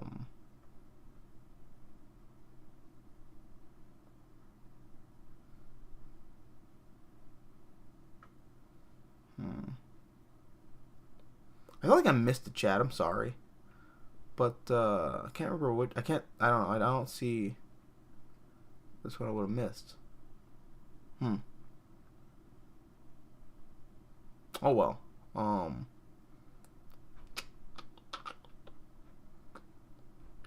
But all right, here we go. And Devia says, technically that was Superior Spider-Man. Doc Ock who killed people.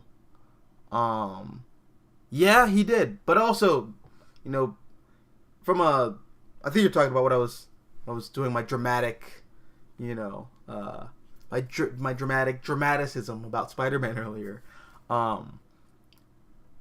As far as the general public knows, Spider-Man may have killed other people, because there's also been like Spider-Man impersonators and, you know, other supervillains who wear similar costumes to Spider-Man, and in the same way that like us in the real world, you know, we don't really think twice about like the nuances of certain situations. We just kind of go for like the most simplistic answer, and you know, that's how we end up with like everyone just kind of collectively agreeing that like Sarah Palin said that she can see Russia from her house, even though she didn't. I don't think she actually said that out loud. I think that was like a Saturday Night Live sketch that like took a joke that she said like out of context, and you know, yeah. But we think that she said that because that's become like a popular thing, you know. So again, it's one of those things where like, if we did that in the real world, in the Marvel universe, do you think people are really going to like actually care if someone sat someone else down and tried to explain like, no, Spider-Man didn't actually kill anybody because that was actually a different guy dressed up as Spider-Man, and you know, the other guy who did this thing is not really Spider-Man, he's a guy in a Spider-Man like costume who kills people, and you know, he stabs them in the feet. He stabs them with his feet, and they make a thuck sound, and you know it's not really Spider-Man, he's a Spider-Man villain, and it's adjacent to, no, people wouldn't care. People don't care. Just like in the real world, if you try to explain the nuances of a situation, they don't care. You know, like it's... And that's what makes the Marvel Universe the Marvel Universe. And that's what makes it very unique. It is the real world with superheroes living in it. Yeah, no.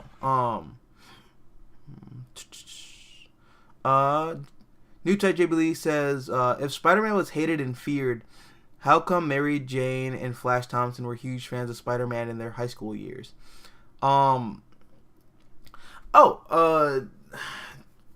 Because Spider-Man's a pop phenomenon. You know, like it's kind of, it's that thing where not everybody views Spider-Man the same way. You know, in the same way that we don't view, you know, public figures the same way as everybody else. You know, like some kids really love Jake Paul and Logan Paul.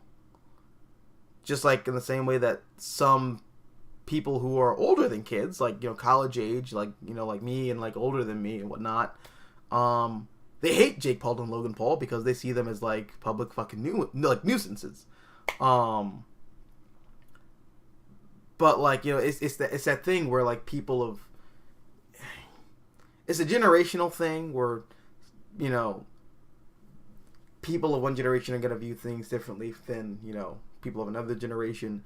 But also, even within those generations, people are going to view like, you know, public figures differently. So yeah, no, it's one of those situations where it's different perspectives, you know. And that's why characters like, you know, Flash Thompson and MJ were like, they were big fans of Spider-Man. Although Mary Jane always knew that Peter was Spider-Man, so there's also that. But Tevia asked, was Gwen Stacy a huge fan of Spider-Man? Not after that whole thing with the death of Captain Stacy happened. Not after that. But before that, I don't quite remember. I don't think she had an opinion on Spider-Man. I don't think she cared.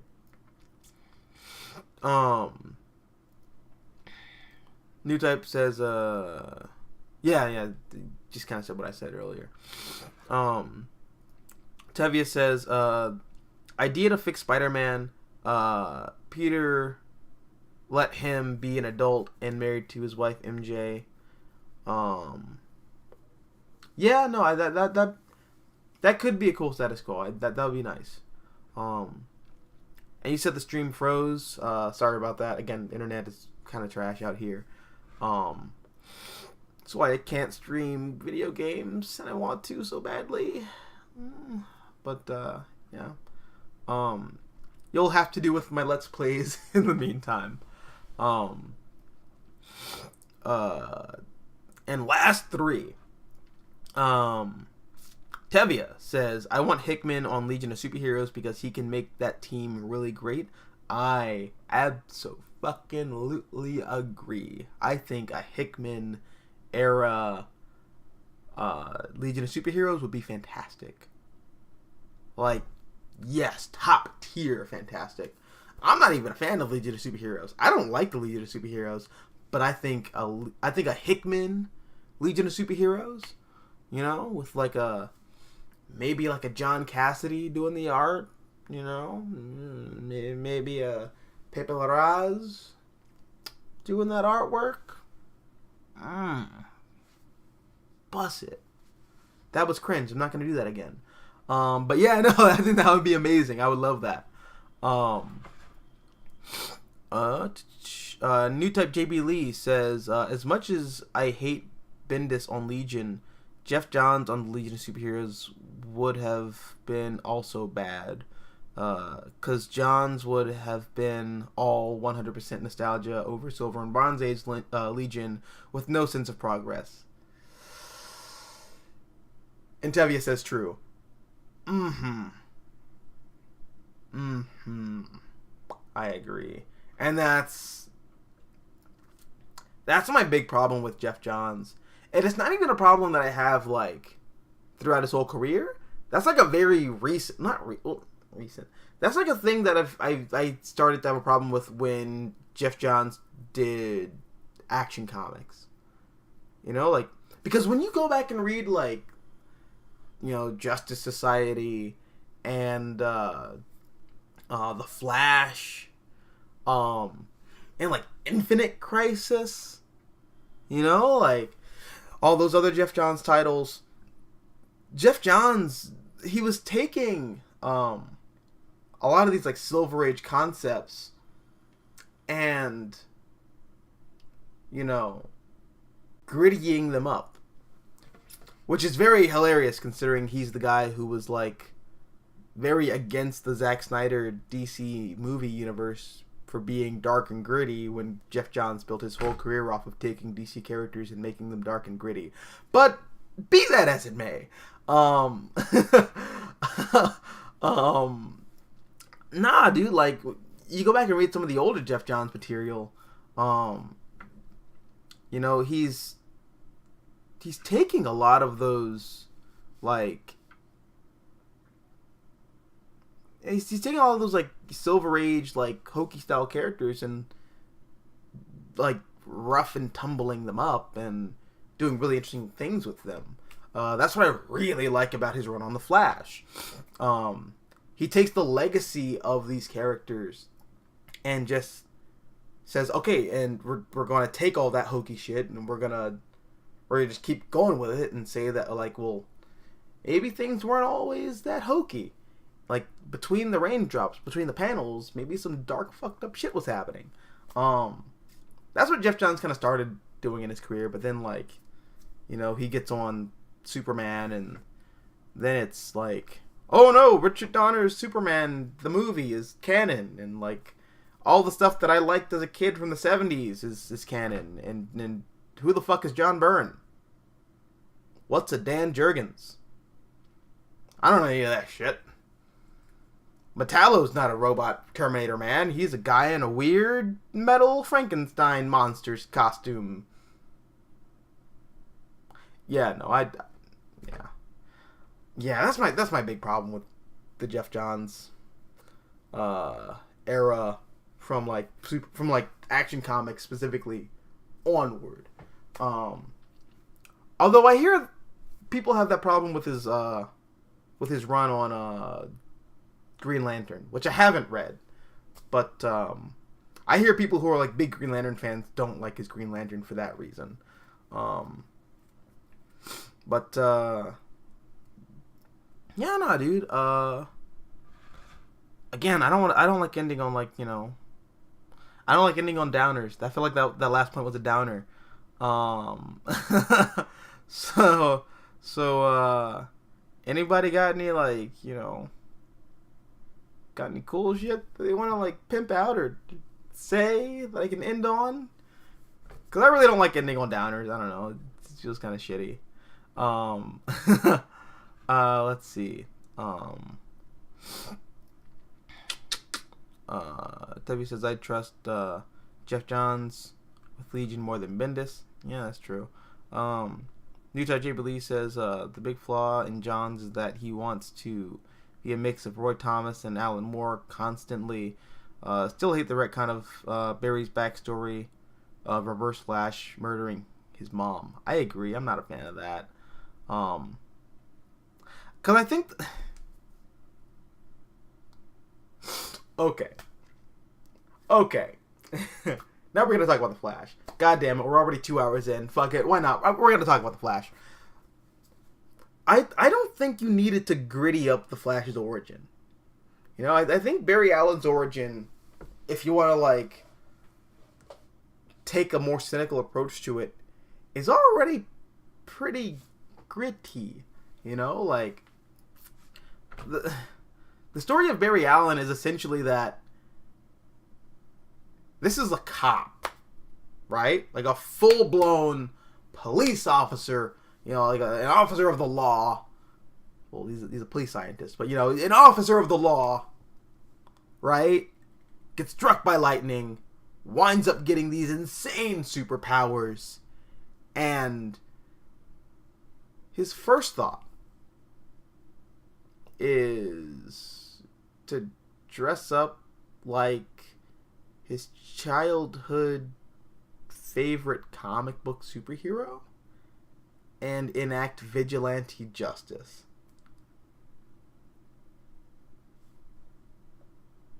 Like, if you want to pick that apart, like, psychologically and, you know, like, do a postmodern take on the Flash, that's what you do.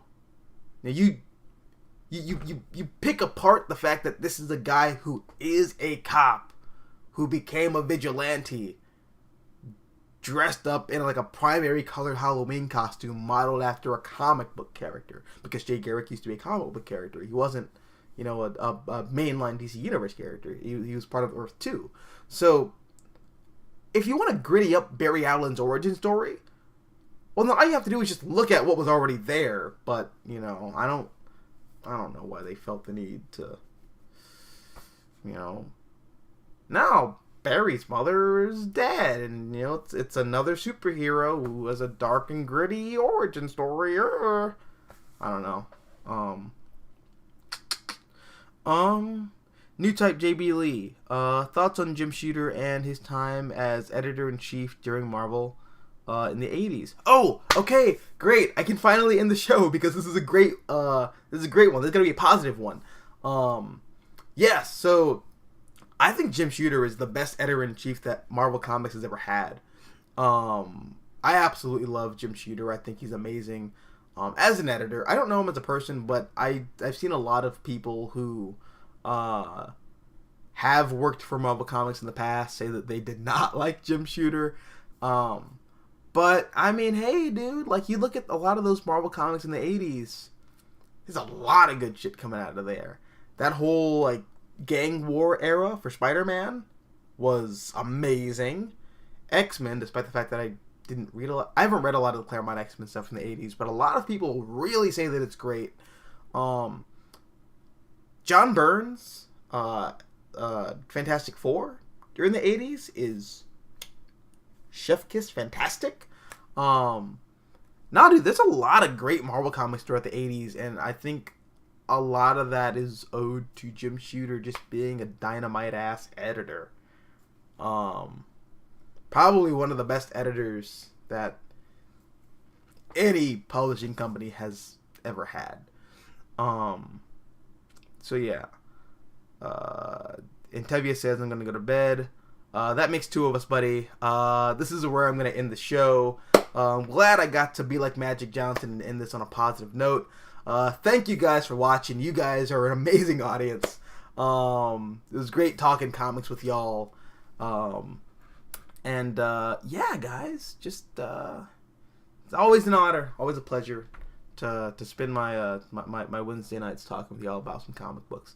I don't know where in the world some of y'all are, but I'm on the East Coast. It is 12:35 in the morning right now, and I'm gonna take my ass to bed because I have class in the morning at like 9 a.m. So yeah, no. Good night, everybody. Take care and have an amazing week. Until next time. Adios, nachos. Adios.